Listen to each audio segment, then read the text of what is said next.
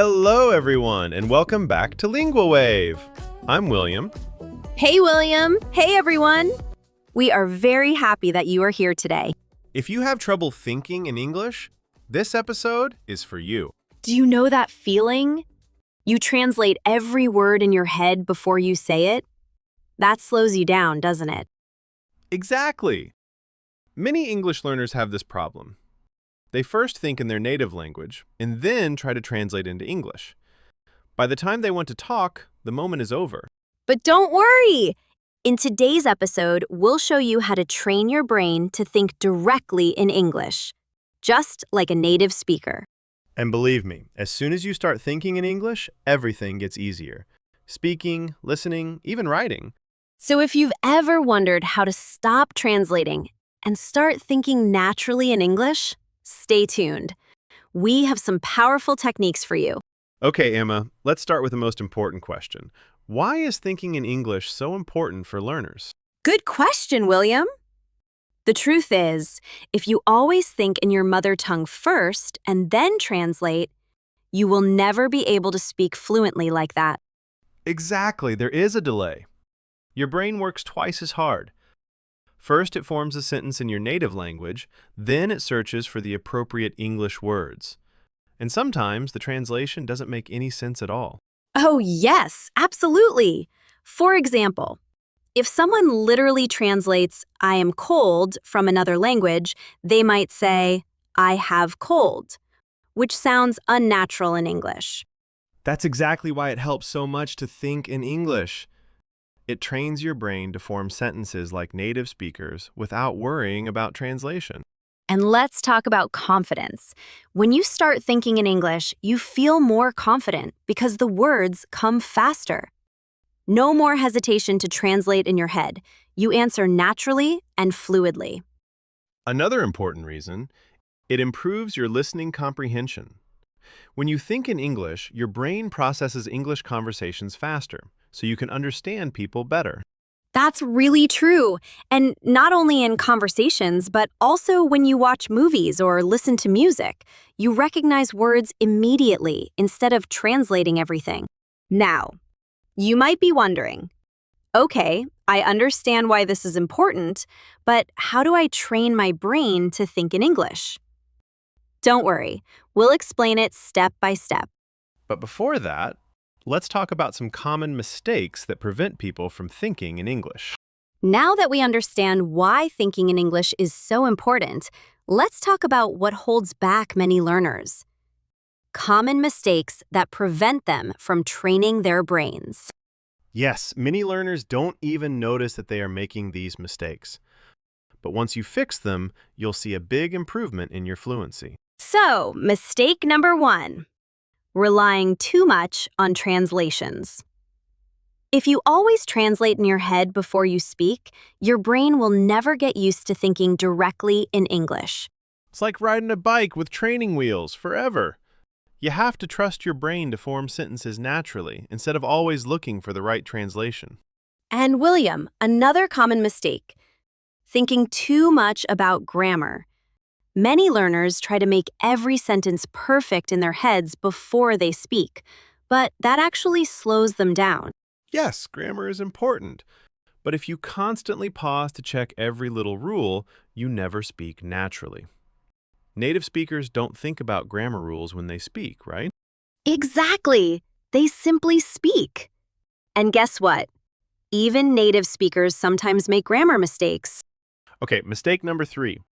Fear of making mistakes.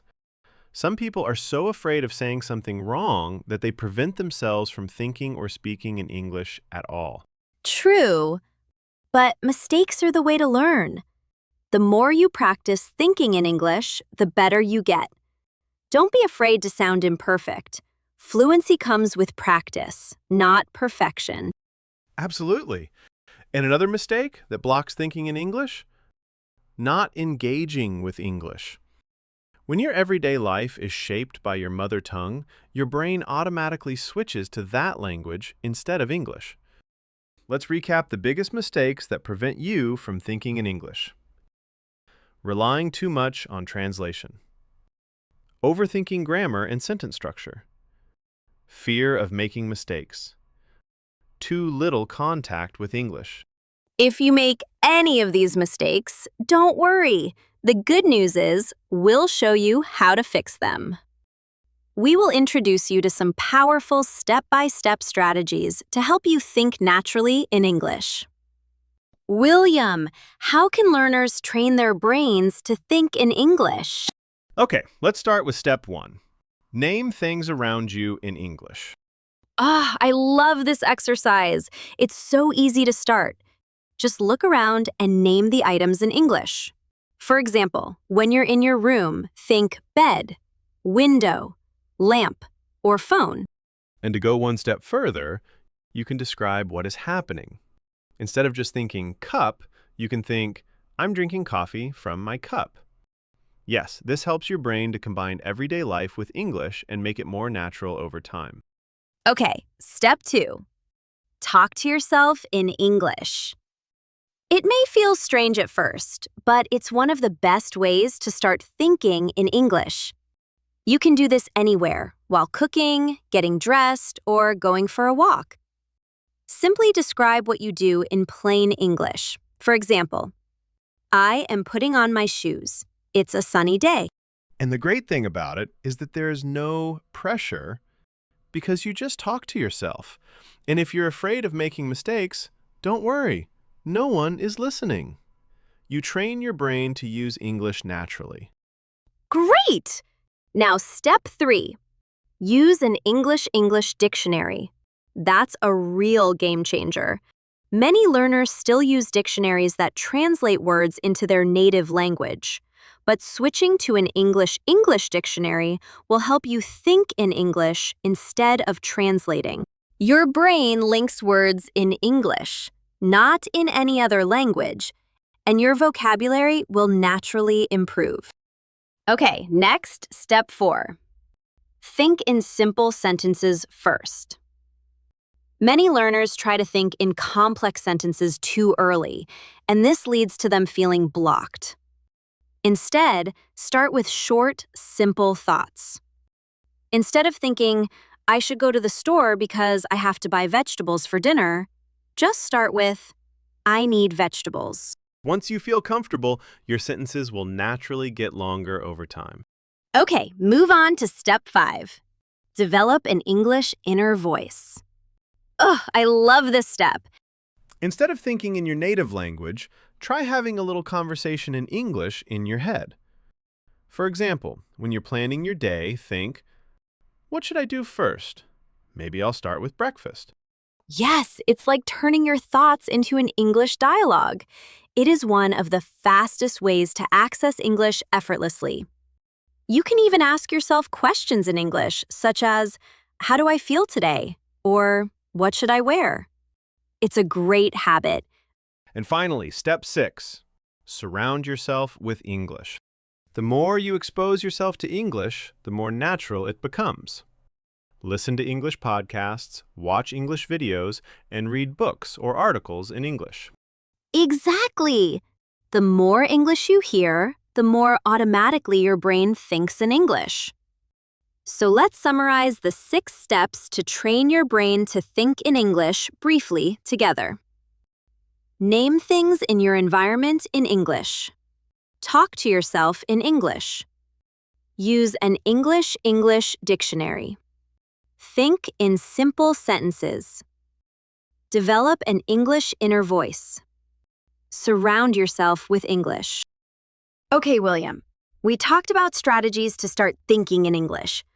But now, let's go one step further. How can learners practice this every day and make it a habit? Yes, because just knowing the techniques is not enough. You need to practice regularly to train your brain to think naturally in English. Exactly. So let's share a few simple daily exercises. First, start and end your day with English thoughts. As soon as you wake up, try to describe your plans for the day in English. Instead of thinking in your native language, say in your thoughts, today is Monday, I have a meeting at 10 a.m. I'm going to have lunch with a friend. And in the evening, do the same. Review your day in English before you go to sleep. Think, what did I do today? What did I like? This helps your brain to switch to English mode in the morning and evening. And for the second daily exercise, set a 30-minute don't translate rule. I love this 30-minute challenge. Try to think only in English without translating, even if it's just in your head. This may be difficult at first, but don't give up. The more you practice, the easier it will be. Next, try to talk aloud to yourself in English for a few minutes every day. As mentioned earlier, describe what you are doing right now. For example, you could say, "I'm making myself tea. It smells so good. I'm going to drink it." It's important to incorporate English into your everyday life, even if no one is listening. Another good practice is to use English for simple activities, such as cooking, driving, or exercising. Instead of letting your mind wander, focus on thinking in English. For example, if you're going for a walk, you might think, "The weather is nice today. The sky is blue. I feel relaxed." Finally, keep a simple English journal. Write your thoughts, the events of the day, or your goals in English. This is an excellent way to track your progress. Don't worry about grammar, just focus on expressing yourself. Let's summarize these daily exercises in a nutshell. Start and end your day in English. Set a rule not to translate for at least 30 minutes a day. Speak aloud to yourself in English. Use English for simple activities. Keep an English diary. If you do these small exercises daily, thinking in English will become automatic over time. And we'll talk about how to stay motivated and consistent in practicing English thinking. Okay, William, we talked about how to practice thinking in English daily, but let's face it, learners face challenges. It is completely normal to have difficulties, but the important thing is to overcome them instead of giving up. Let's look at 3 common challenges and how to solve them. One of the biggest difficulties is that learners first think in their native language and then try to translate. Yes, and that slows everything down. The solution? Be patient and practice small English thoughts first instead of whole sentences. Start with individual words or phrases. Using an English dictionary instead of translating words can also help your brain stay in English mode. Another challenge is the feeling of being stuck because you don't know the right words. This can be frustrating and happens to everyone. But instead of giving up, try describing the word in plain English. For example, if you forget the word refrigerator, you can think the cool box where I store food. That's a good tip. The aim is to continue to think in English, even if you don't know every word yet. Another big challenge is that many learners feel they are not making progress and lose motivation. But the truth is, progress can be slow, and you may not notice it immediately. The best solution is to track your progress closely. Keep a small diary, record your voice, or talk to yourself in front of a mirror. A few weeks later, you'll see the difference. The most important thing is to stay patient and keep at it. Thinking in English is a skill, and like any skill, it takes time. Exactly. Don't be afraid to make mistakes. Just keep practicing, and soon, thinking in English will feel natural. Wow, Emma, we have discussed so many great strategies today. Thinking in English is a process, but with the right attitude and daily practice, anyone can do it. Remember, start small, be consistent, and don't be afraid to make mistakes. The more you practice, the easier it will be. And now to all our listeners, which tip from today's episode will you try first? Let us know in the comments or share your experiences with us. And if you enjoyed this episode, don't forget to like, share, and subscribe to Lingual Wave for more tips on learning English. Keep practicing, keep thinking in English. See you in the next episode. Until then, have fun learning. Goodbye.